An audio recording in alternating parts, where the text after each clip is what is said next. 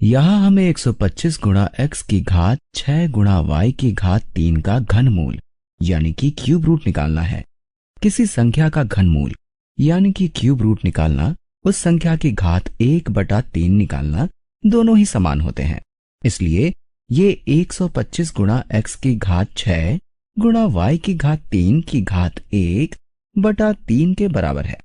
और अगर हम कई अलग संख्याओं की गुणा करते हैं और उसकी घात 1/3 करते हैं, या फिर पहले हर संख्या की घात 1/3 लगाते हैं और उसके बाद उनकी गुणा करते हैं, तो दोनों ही एक समान होते हैं, यानी कि उत्तर एक ही होगा।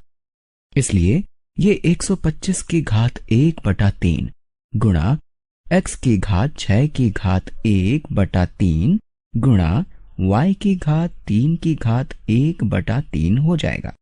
और अब हम ये देखेंगे कि किस प्रकार इन सबको सरल किया जा सकता है। पहले देखते हैं कि 125 की घात 1/3 क्या होता है।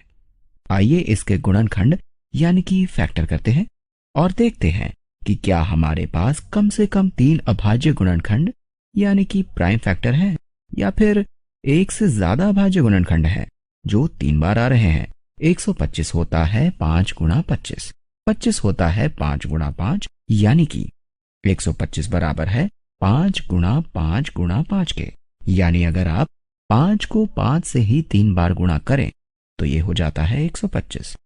इसलिए 125 की घात 1/3 होता है 5, यानी इसको सरल करके आता है 5। और अब x की घात 6 की घात 1/3 को सरल करते हैं।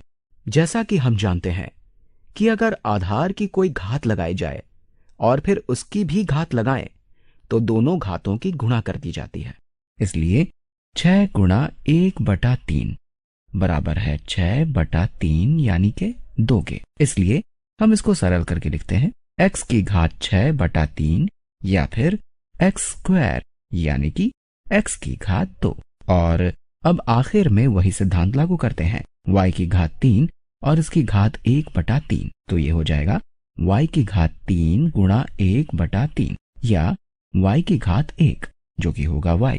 और अगर आप ये छोटी सी गुणा नहीं लिखना चाहते तो आप ये लिख सकते हैं 5x की घात 2 गुणा y।